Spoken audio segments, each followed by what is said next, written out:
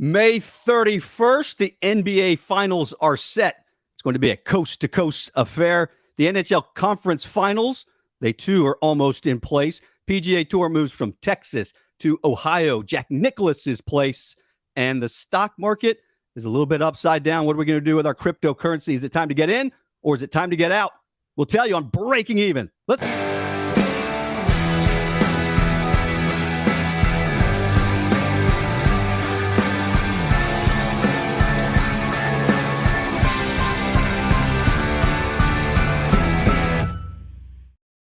Nobody's smiling bigger than Guy Adami. I'd wonder if you'd maybe broken a cheekbone. Your Rangers, they did it, Adami. Game 7 in Carolina, a vaunted Carolina team at home. The game basically turned for a number of reasons. I think the Rangers just came out focused.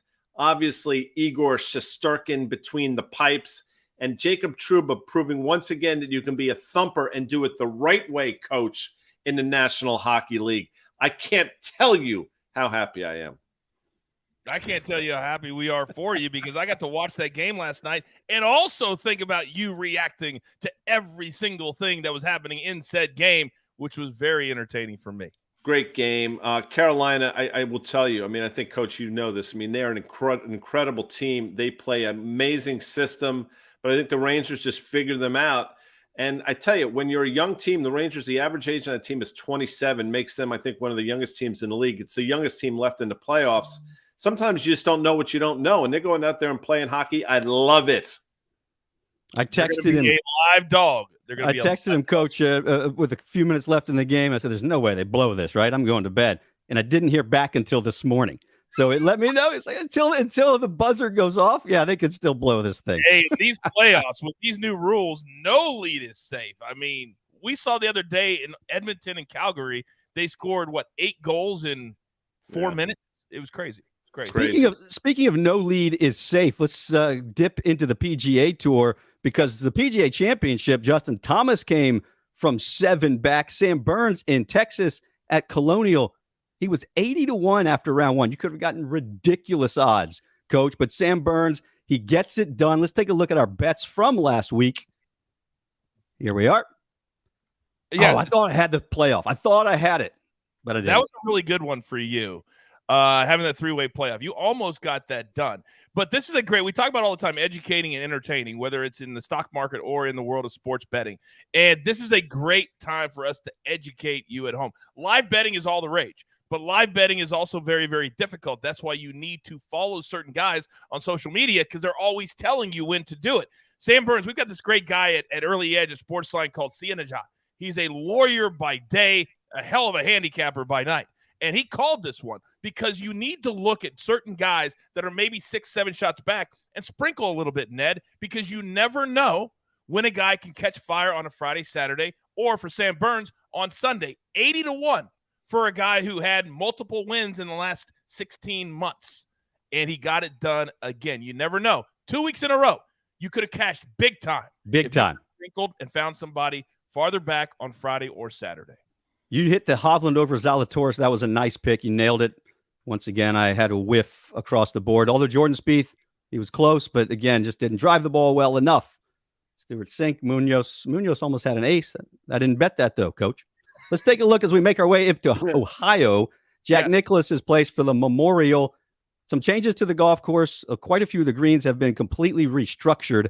And so I'm thinking, Coach, you're not going to have that much of an experiential benefit. Guys who have played there in the past. So I went with Zalatoris for my outright. But how about you? You went, Well, I absolutely hate your pick. I hate it. I hate your pick. And he's missed the last 2 cuts on tour. I understand. I know he finished second at the PGA Championship. I just don't think his game, especially going to a place that he's not that familiar with, and I understand they made changes. Here's what I believe, because this has been elevated. This tournament is more important than other tournaments on the PGA Tour. Mm-hmm. Also, you factor in everything else that is going on around the golf world this particular week. And I hate even talking about the other stuff, but it's here, and we'll see what that announcement is. But for this week, to me, this is big game hunting. This is when the big boys show up. Patrick Cantlay loves this place. Jack Nicklaus is a mentor of his. So to me, you have to look at really big names to do well this week because this is elevated. And this is a big-time tournament for everybody on the tour. Patrick Cantlay, that would mean back-to-back for Patrick Cantlay in 3 of the last 4. That's not happening. Good pick, maybe a top 10, top 5. Xander needs to show us something. I agree with you. When it comes to big game hunting, yes, Olympic gold medalist, but come on. He keeps finishing runner-up, and then the majors, I don't know if he puts so much pressure on himself. This isn't a major, but it's not that far behind, Coach. To your point. 5-year, you get these long exemptions. Yeah. Yeah, he plays I love great. your McIlroy. McIlroy's great, right? This is his kind of place. 100%. Plus, he's also, I think a lot of these guys we're seeing, they're starting to get ticked off. We saw JT come back and win. We saw Rahm win in Mexico. A lot of these big-time names that have not won on the PGA Tour this season, Colin Morikawa has not won this season. He won here 2 years ago when Workday, they went back-to-back. I love him this week. But there's a lot of guys that are DJ, another guy. Then you got Scheffler and Burns who won multiple times. So a lot of these stars are starting to get ticked off. Big-time chip on the shoulder because of lack of W's. And I think that they're going to start to elevate as we enter into the summer. How about John Rahm? Last time he played here, he had a 6-shot lead and had to withdraw because of COVID. He's got some unfinished business. Speaking of chips on shoulders, my God, he's got a whole brick house. He would be the play. He's the smart play.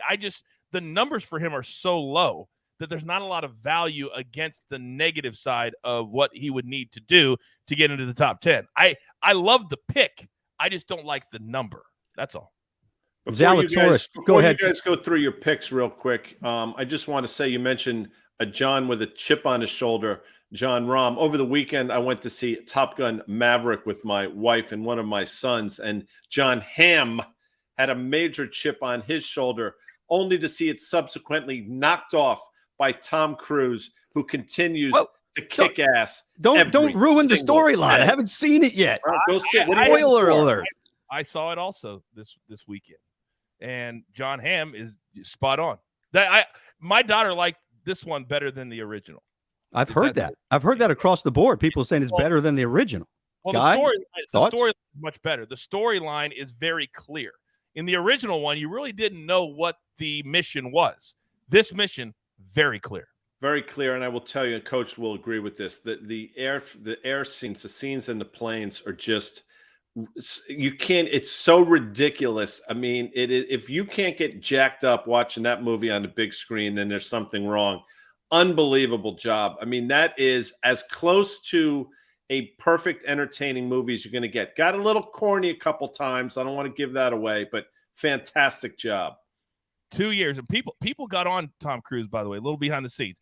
2 years he set on this movie because he refused to have it released in home, like for Netflix or one of those. He said, I will not release this movie until it's on the big screen. There's actually a video at the beginning of the movie where he comes on and he talks to the audience, and he basically tells us that. He says, listen, this movie was meant to be on the big screen, and he was right. $170 million, they made that back in the first week just in the United States. It's going to be a blockbuster. You got to believe in it. You got to believe in yourself. Just like I believe in Will Zalatoris this week, Coach. He is due. This man, you talk about a big game hunter. He's so due to win on the PGA Tour. Why not at Nicklaus's place? Why not one of the big ones? I still owe you for a bet, right? I'm down one bet. You are. All right, so let's go this week. Double or nothing. Cantlay head up against Zalatoris. I like it. That's done. That'll be done by Friday, by the way. Friday. All right, let's move on from golf because there's a lot of other sports happening. And Coach, the floor is yours, you jerk. Hold on. Before we give the floor to Coach, I just want to say one thing. Sometimes things get sort of fall between the cracks. I will tell you, though, that when the St. Louis Blues series started, Coach said, and I'm almost quoting, he said, look, the Blues will not win this series, but all I need them to do in order to win my bet is for them to win 2 games. Guess what happened, Coach? The Blues did, in fact, win those 2 games. I just want to give a shout out to Jonathan Coachman, the prognosticator, the genius that is the coach. We don't hit them all. It's almost like he's got a crystal ball or something. Oh, interesting that you should say crystal ball, because as I was looking into my crystal ball this week, what is everybody going with? And I will go with the exact opposite. Everybody loves Steph Curry. They love the Subway commercials. They love Draymond Green getting technicals. I do not. I love the Boston Celtics. Now, 123-0. Can either one of you guys tell me what that number is? 123 on one side, 0 on the other. Anybody? Guy, please. I know the answer. 123 games of playoff experience currently on the Golden State Warrior roster as opposed to 0, or the NBA Finals, I should say. Is that close? Thank you. That was you were wrong, and now you're right. So 123 games of experience in the NBA Finals for the Golden State Warriors. Guy, well done by you. To 0 for the Boston Celtics. I look at that as a positive, Ned Michaels. Why? There's no battle scars. Mm-hmm. There's no, for remembering, remember when Kevin Durant broke his leg and we didn't win? Remember when Klay Thompson went out and we didn't win? Remember all of that? There's no scars for the Celtics. Give me Boston plus money to win the series. Jason Tatum will take his spot on the 3-tiered head, whatever you want to call it, as one of the top 3 players in the entire league after this series. Book it. That's Coach's crystal ball. I'm going to say, first of all, hard Coach's face. It's always predictably difficult for East Coast teams to go to the West Coast and play well. That's number one. It's kind of arbitrary. It's just a feel thing. But the hardest one to win, Coach, is always the first. And when you have all that inexperience and they're trying to get it done, and Steph Curry doesn't know what the rest of his career looks like, he's going to be motivated. He's going to be on point. He has been. We didn't even know if he was going to play in the playoffs, and he's been phenomenal. Warriors in 6. I like what you're doing there. I'll say this. The Celtics play defense. The Celtics can lock people down. And listen, Steph, I'm going to talk about Steph later, not to give that away. But Klay Thompson, to me, is the key. Him coming back made all the difference. But the Celtics with Tatum and one Mr. Smart, who's a lockdown defender. I don't know, Coach. I like what you're doing here. Thank you. Thank you very much. It's okay. I mean, all I hear from Ned is like Charlie Brown right now. Listening to nothing of it. Nothing of it. I've never been more. By the way, I'm in a zone. I'm in a zone right now. Yeah, you are. Pick against me. I'm in a zone. It's true. You don't want to mess with my picks right now. I'm on fire in Major League Baseball. Right now, my baseball picks are just can't miss. Did you have a problem with Jimmy Butler's shot at the end, by the way? Yes. I had a problem with all these so-called experts that tried to figure out why he took said three-point shot. Yes, he's not a three-point shooter. Right. So you don't take that shot, and in transition is the hardest way to make a three-point shot. Take it from me, who had 4 career three-pointers in college. So trying to make that shot with 11 seconds to go, not the right play. And then you hear Stephen A. Smith going, he was thinking about his teammates and all the injuries, and they wouldn't win in overtime, so he wanted to end it in regulation. Do you really think Jimmy Butler, when he was dribbling down the court at that moment, was going, we're all hurt. We've got all of our injuries. Let's end it in No, he wasn't thinking that. No, he was thinking, I want my Michael Jordan moment. I want to drain a 3 to win it. When he should have been thinking, I'm going to take this to the rack. I'm going to get fouled, or I'm going to make a layup. It's going to be tied. Take our chances in overtime. At home, by the way. Thank you. You got to stretch it. By the way, get involved with us on the comments here. We've got a couple coming in. Love the hair, says Lupino. For you guys. That's my hair, I think they're talking about. I got my mohawk going. Coach, what do you think of this? I mean, that's a strong. Like a playoff I just want to beard? give it a side look. I mean, that is strong. It was Swizz. What am I missing? Swizz. Love the hair. You got to sport it on Fast Money. Lou, can I tell you something? Actually, I'm not going to be on Fast tonight. I don't think I'm on tomorrow. I got to travel, but I will do that. I will, just for you, I will do the whole mohawk thing. And that is a mohawk, Coach, on Fast Money. I guess that's a mohawk when you get to be 57. 8. And that's all the hair you 58. 58. And that's all the hair you can grow. Interesting. Couple of comments in here about the Boston team, the Celtics, as the public safety side, the safety pick. Everybody going with Boston. Oh, interesting. I mean, if you'd like to have another showdown, Ned, I'm more than willing to take more of your money, but you just let me know. I'll take it. We got to go straight up, though. Of course it's straight up. All right. Warriors. Done. You want to pay me now? You want to buy out now or wait till next week? Now we got 2 bets. I still owe you for one. Just so full transparency, I owe you for one. The only reason I didn't pay is because I forgot. So convenient. I'm -1, but we have 2 plays this week. Warriors for you, Celtics for me, and you have Zalatoris, and I will crush you with Patrick Cantlay. Let's slide over to the ice because, Guy, I know we hit on it and touched on it a little bit, but your Rangers now into the conference finals. That's got to sound so nice. Unbelievable. It sounds unbelievable. I thought, listen, I believed in this team all year. A lot of people said the only reason they're playing winning hockey is because the guy in the net, if you look at the way they're playing the game, they should be losing more of these games than they're winning. And that was probably true up until December, January. Then the team started to gel. Kids started to figure it out.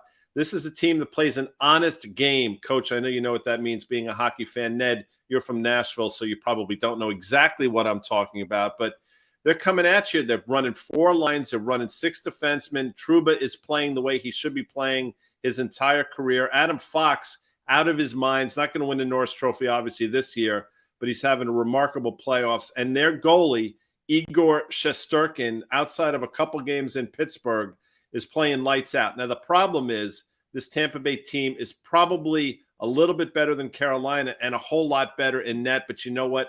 I'll take my chances with home ice advantage in the Eastern Conference Final.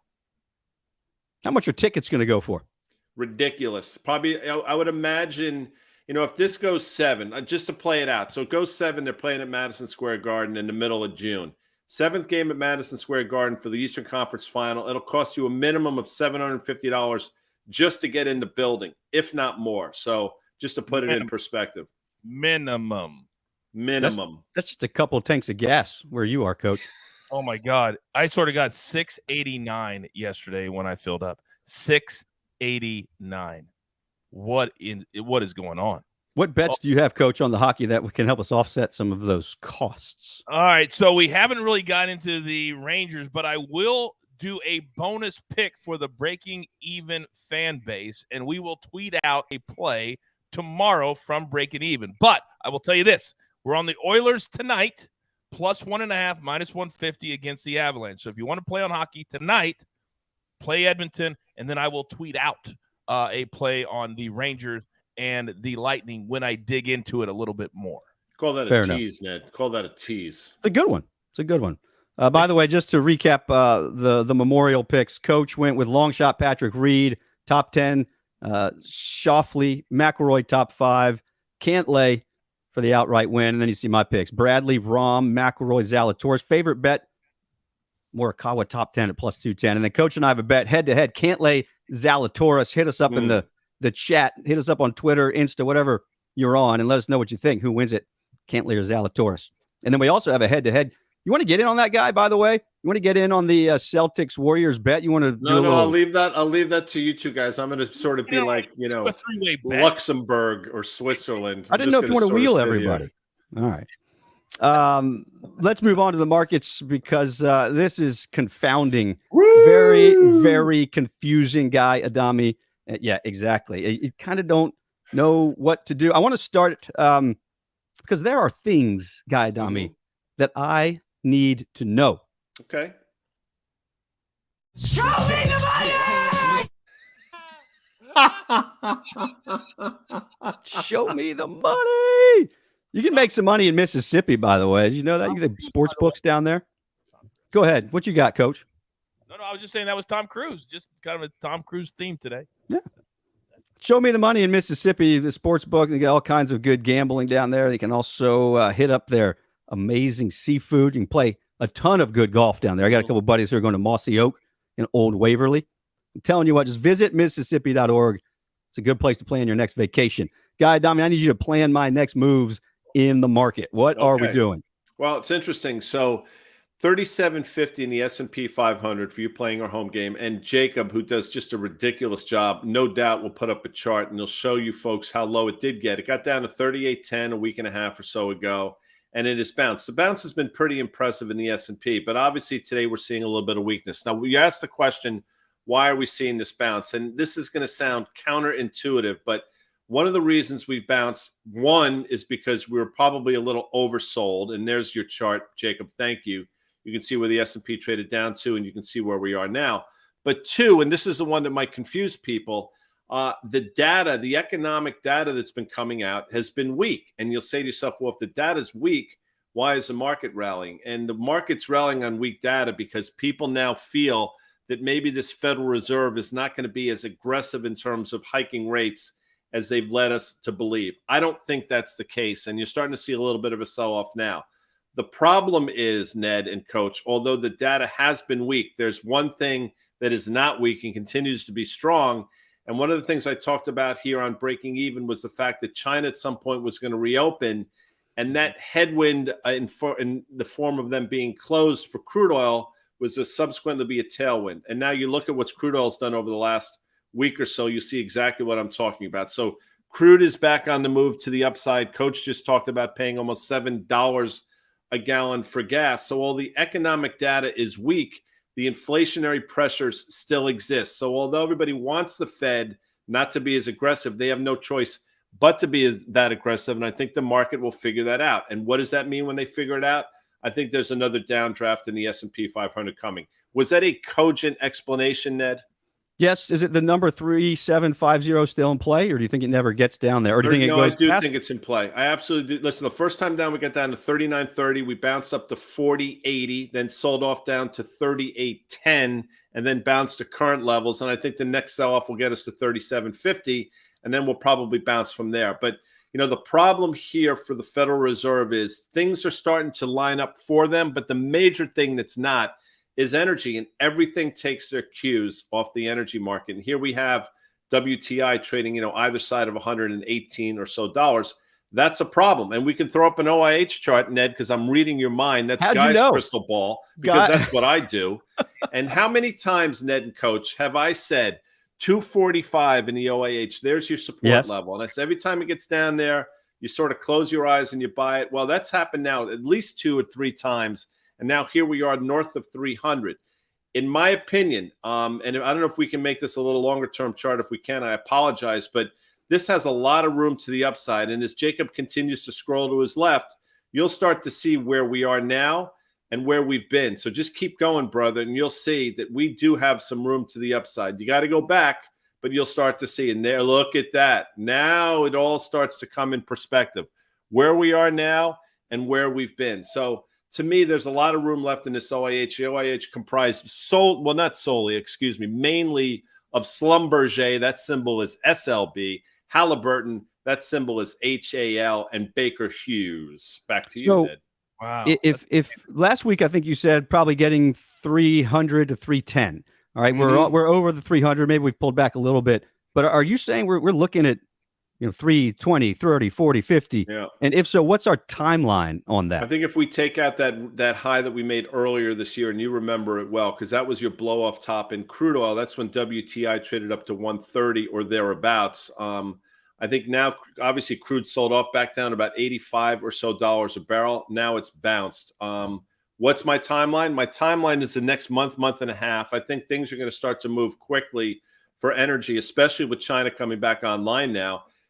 And I think you're going to see crude take out that recent high, and I think you're going to see the OIH, in my opinion, Ned, go either side of 350. So it's traded. Listen, it's done almost this textbook-wise in terms of technicals and stuff, and I think we've done a decent job sort of guiding folks along. And I think this says the next leg higher is on. It's coming to a theater near you. That's not good for you and your gas prices theater, out there, Coach. Oh, geez. Yeah, I mean, you better get your bicycle out. Well, I'll be traveling a lot this summer for the PGA Tour anyway, but my goodness, yeah. Everybody complains about out here. It's like people are trying to negotiate higher salaries just because of their commutes to work. Well, how expensive are airline tickets? It's outrageous. I just booked mine to the PGA Championship 2 weeks ago, last minute. It was $1,800 to fly to Tulsa. $1,800. They should pay you to fly to Tulsa. Oh, they did actually. Turns out. Airline tickets are up 45% from this time last year. Now, I understand this time last year there were extenuating circumstances, but that's pretty significant. And by the way, if you watch the news over the weekend, there's a pilot shortage and there's a staffing shortage, and that's happening at the time where people want to get their rear ends on a plane. So just a lot of weird things happening right before our very eyes, fellas. I want to ask you about Disney because there's one thought I had. Please. If the market, in your opinion, is going to turn backwards and retreat to 37.50, we were buying Disney at that 05 mark, right? So 105. It's now up to 109 and a little bit of change. My thought was, okay, if the market pulls back, Disney's going to be caught up in that wash and in that tide. So if we're up, why wouldn't we sell it, wait for the tide to wash out, and then buy it, say, at 100 or 96 or something along those that's lines? an option. And if Jacob can go a little, again, if he could sort of scroll across and just to sort of look at this a little longer term, you could see where Disney traded up to when it made its all-time high, probably a year or so ago, but where it's held a number of times. And if you look, you go all the way to the left of that, you see this has been huge support levels. If you go all the way to the left, as you're looking at the screen, I mean, these levels have proven to be support. So I totally get what you're saying, Ned. If you want to play a little stock market here, I do think we're going lower. And 75% of names in the S&P 500 sort of trade with the broader market. So Disney won't be spared, I guess. But the question is, how much lower is it going to go? I think this is value here. That's my opinion. But it's nothing wrong if you have some money in this trade to take a little off and try to buy it lower. So I totally get what you're doing here. I totally understand. And listen, I'm not suggesting I'm right about 37.50. I think I am, but that's what, as they say, that's what makes markets. So here we go. Cryptocurrency has proven maybe it's not the hedge against inflation that many thought it was. It did rebound over the weekend, but again, not quite as strongly as some predicted. It went down at some point to 25 and a little bit of change. And then it got to 28 and it hovered, got to almost 32. I might have even peaked past 32.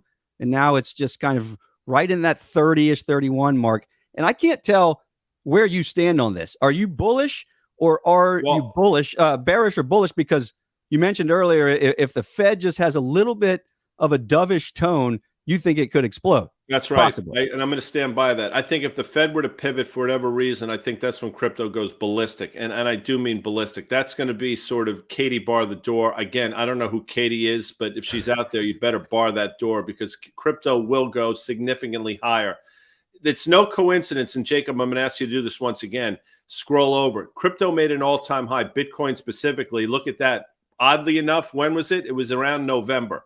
What happened in November? That's when the Fed went from being extraordinarily accommodative to extraordinarily hawkish and then to try to fight inflation. And it's not coincidence that Bitcoin topped out the same time the Fed tried to get responsible.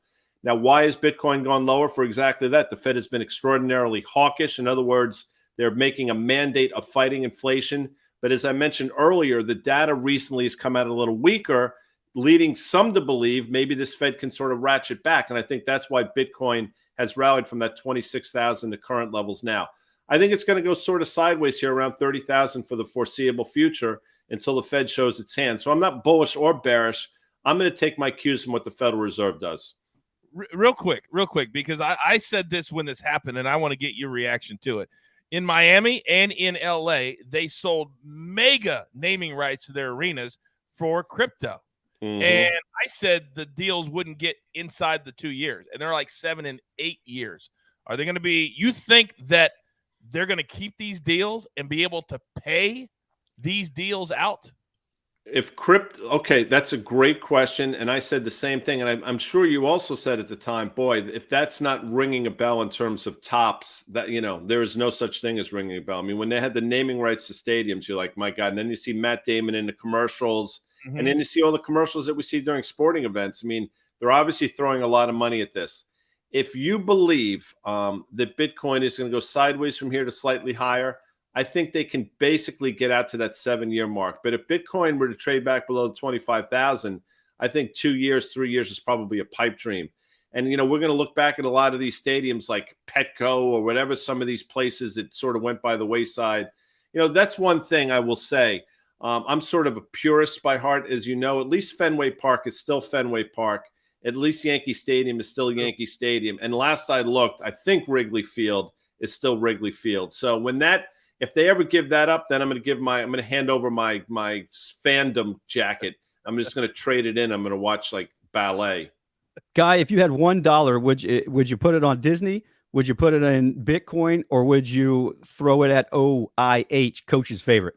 Whoa, Disney, Bitcoin, or OIH. Would you rather? Given the choice of those three, it would be OIH because this crude oil, it's on a collision path with higher prices. So I think OIH goes higher from here. Well, you know what else goes higher? The show. The show always elevates in the final segment. Yes. Because, Guy, you get to wrap it up. Thank you.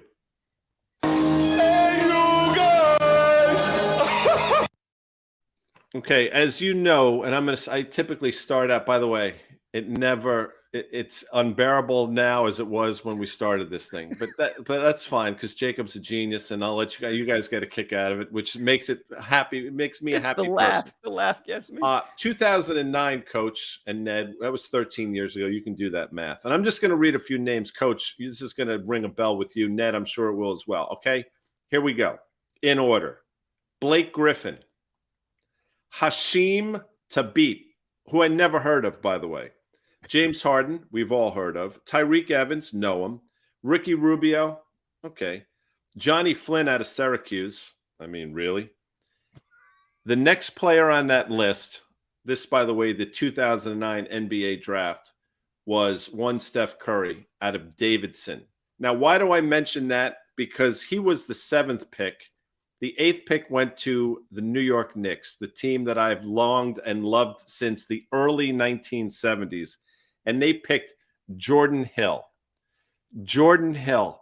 They might as well have picked Faith Hill because they both had the same amount of points in the frickin' NBA. The Knicks were this close to getting a person that would have transformed their franchise for a frickin' decade, and we missed it by a pick. And when I watch the series, which I will start watching on Thursday night, I'll look at Steph Curry in his Golden State Warrior uniform, wishing that he were a member of the New York Knickerbockers. Faith Hill and Jordan Hill. By the way, that was pretty good, Coach. That was like so. On the Do you know where I worked? Do you know where I worked in 2008, 2009? Davidson University. No, I worked for the MSG network. I did. I worked for James Dolan. Right, actually 2007, 2008, while I was getting out of wrestling. And so I had to be around him a few times. And I'm telling you right now that if you ever meet James Dolan, the last thing you're going to think is this guy owns a multi-billion-dollar company. You just can't even fathom. And I know it was handed to him. It was handed to him.